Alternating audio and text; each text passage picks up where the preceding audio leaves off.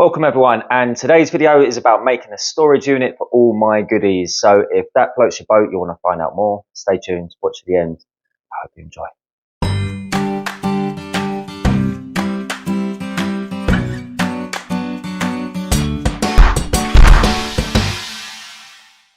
Okay, so let's get stuck right in. So what I have is an Omtech CO2 laser. Forget all the mess, by the way. I've literally just picked up the camera and not moved anything out of the way for the film. And I've got the P1S and the X1 Carbon, both Bambu Lab printers. This one's got an AMS. I also have a Laserpecker LP4 and all the goodies.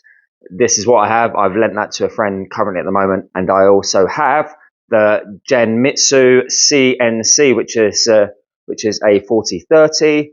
And that is needing to be housed as well as all of these. Again, that has been lent to a friend. So the idea is making a unit, and the unit will be like a wardrobe. Let's go in the workshop and I'll give you some more details. All right, we're in the workshop. All right, Sean? All right, everyone. And this is what I am making. It's for me, so I'm not going to be too fast. As you can see, we've got a lower unit for the laser, then one for the CNC. Then we've got this one here, which is for the Bambu Lab P1S with a removable shelf. And because I don't have an AMS, and the Laserpecker LP4 is going to sit above it in that space. If I do get another AMS for the printer, then the Laserpecker can go somewhere else. And then we've got the X1 Carbon, again from Bambu Lab. That one's got an AMS, so I'm just making that sit on top of the printer. So the carcass is going to be that size. And then above, I thought, why waste the space? Because we had 2.2 to the top of those units. And we've got 2 450 here, so why leave it short if I can store bits and pieces? So I decided to add 2 extra boxes, again modular, keeping in the design with each one is a box. And I didn't want to make that as a whole top box with a single division because it wouldn't match these two where it's got effectively 2 divisions once the units are butted together.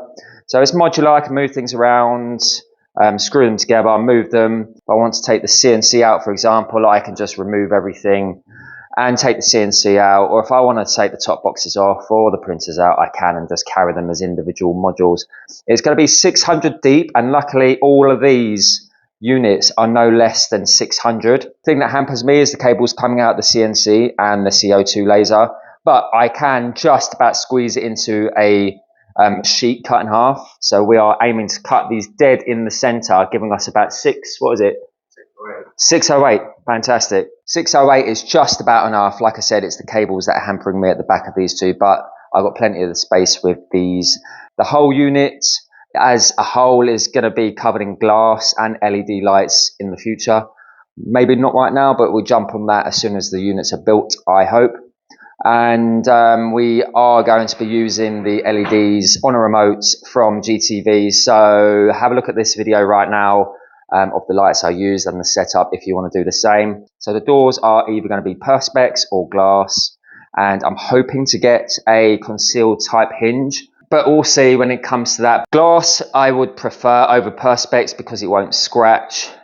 And yeah, I just think it will be pretty awesome. So that is what we're doing. Sean is cutting up some sheets. We're going to use about 4 sheets for this in total. I've got 5 here because I'm thinking an 18mm can be for the backing. Could have used 9 or 11, but it was the same price for 18mm. So I got each sheet for £18, I think, from Wix with my trade discount. So we're going to be using 4 or 5 sheets, I think closer to 5. So yeah, about 90 quid to build this whole unit plus the lights, and then we've got some wheels at the bottom. Anyway, I've been talking a bit. Sean's just ripping up all the sheets into exactly half. Yeah, Sean's cutting up now using the track saw, the Makita track saw. He's using a combination of the 3mm and the 1.6. And we are making all of these out of one piece. So we're cutting up all the sides out of one. So once they're then stacked back together, it will look like one complete side. I know it's OSB and you probably wouldn't notice as much because it's all higgledy-piggledy grain as such with chips. But yeah, I think you will notice. So he's slicing them up, all the sides of the 2, because we want it to look nice on the outside. We picked the best side, so the ones with the writing on is the back face. And we are basically just making sure that this side and this side are the best sheets, and then everything else we're going to make the inside the best face. So yeah, happy days. Going to crack on. Sean's going to cut that up, and I'll be back in an hour or two once he's cut it to show you all the components. Okay, Sean's finished cutting everything up. But what are these ones? They're just offcuts. Offcuts. So we got a few bits there. Adjustable shelves, the 2 adjustables. Yeah. We've just got tops and bottoms and sides laying around. Sean's got it in his own order. We're not sanding the front edge. We're leaving it because the rustic edge looks more so like the faces. So it all looks more uniform. So we are looking at lights. Okay, so we are using the GCV lights. Again, don't know if I mentioned it earlier, but this is what we're using. We do have a video on the LEDs, so have a look at that. So we need to house that in, and it's 14mm deep by about 15 wide. We're using this little router table. Got a video on this again. And this is fantastic. So I've set it up. So it's going to be about 30mm away from the front edge of the wardrobe. So looking at the wardrobe from the front, the LED will be at the top of each box, 30mm in. Okay, so we've come in about 35. Then we're going to run it past once on all the components on the tops, then move it and do another slice. So we need to create the rebate, because on every unit or every little section, which there is 6, there's going to be one of these. So that's my job today, is getting those channels cut to length and making up a system. So we can then, once Sean's finished machining, we can then drop them in. But yeah, Sean's done a great job. He is just marking bits out. What are you doing, biscuits? Yeah. Yeah, he's doing the biscuit slots now. Yeah, so just imagine this was the top. Say the light is going there. They're all going in the tops, okay? So that is going at the front edge. Imagine this was the sail. We're going to be coming in 30mm, and there's the groove there. This is not the piece. I'm just giving you an example. The light will run all the way across, and then we're going to poke that cable up through the top and create a little rebate along the top, so that power cable runs to the back of the wardrobe. I want the lights to be all modular, so each unit has its own light. So if I need to move a section away for any reason, the light can come with it. I'll have the transformer at the back, all connected to the back. All 6 will be connected to the back of that wardrobe as such. But yeah, nice and neat. You won't see any of the cables, any of the power cables, and we'll get a nice glow with that channel and the frosted diffuser, warm whites. I'm going to make sure that we got the warm white, because I quite like that. Cool white's a bit too in your face. So yeah, happy days.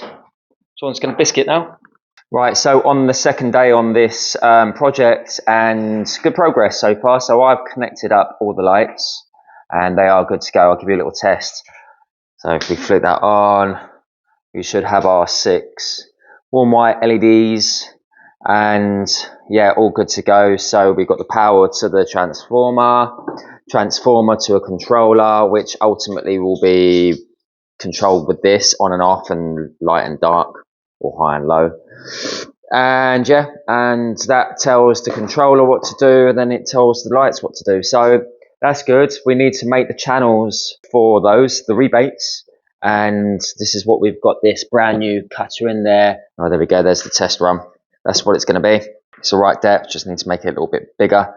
So that's good progress. Sean is just cutting up backings now, and that is really all that's needed, barring the grooves. And at the back of a couple, for example, the CO2 laser, we've got the extractor hole and a few ports for cables, so I can access them from the back. And also every backing really needs power going out the back. My thought is I can have those cables coming out of all the machines, coming out the back of the whole wardrobe, plugged into an extension lead, or that leads up to the top or the bottom underneath, all plugged into an extension lead. So it's a hole in each backing basically to allow any data cables through and power cables through to the back, and plugged into an extension lead, which then get hidden. Instead of a power socket in each of these, they're just going to be fed out. So a little hole in each backing, get some grooves done. Once he's cut them up, he'll do that, and then we will jump on construction, which is quite cool.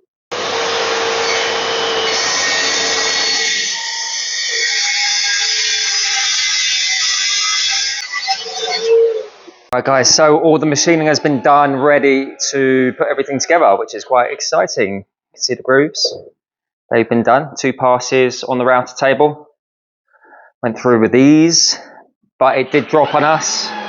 Don't know why, but as you can see, a little bit of a step, but they fit. And here is a little mock-up. Okay, so all of these are the tops, and this is the front. And we've got two bigger ones over there because we've got 4 smaller units and 2 bigger units. And I've done all my wiring up. Each one of those takes 3 lights. And so I've just got one rigged up there for you. Controller, transformer, plug, more lights over there. Let's plug it in and show you what it looks like in a shelf. There we go, nice little glow. It's brighter than it looks anyway. Should glow up the little space. So yeah, we're aiming to get these put together today, hopefully. That'd be nice. If not, we'll come back tomorrow. One thing that I forgot to show you is Sean cut out the holes. So there we go, that is for the CO2 laser. And then we've got a single hole, used the hinge cutter to make the hole, just nice and simple on the rest of the units. Even on the top units where we won't need power, but it's just future-proofed, just in case we do. So that's all good, all ready to go. Sean's just put one corner together. Biscuits in, and 450s, yeah? Okay, so the usual technique when we make any wardrobe, any carcass, any box, it's generally 2 biscuits, 100mm in each, 100mm. And then we got a screw, generally around that area, but we can't have that one there. So Sean's probably moved it somewhere else. And then we got one in between the biscuits and one on the other side, 50mm in. It's generally a 50mm screw, that's 50, 50, and centre. There you go, that one's screwed together. Quite looking forward to this because the CO2 laser can live in there now. Get it out the house. Whoop whoop, getting close, getting close. Sean's done a fantastic job today. There we go, look. 2 big ones, so CNC, laser, printer. We've got an adjustable shelf going there. We've got a set of holes there just because we wanted a shelf to hold an AMS or the Laserpecker 4, because I've only got one AMS. So printer, AMS, Laserpecker 4. And then we've got 2 cubbies at the top for storage. So yeah, I think we are on the 4th carcass. Might be that we come back and finish this off tomorrow, but just would be nice to see the CO2 laser in position at least today, I think. What do you think, Sean? Yeah, of course. Yeah, got screw those together. Cool. A and B. Screw A and B together. Screw those 2 together. Nice. Okay, so let me show you the groove at the top to allow for the cable. So we obviously grooved the bottom to allow for the aluminium channel to go through, but then we had to think of the cable going up and to the back.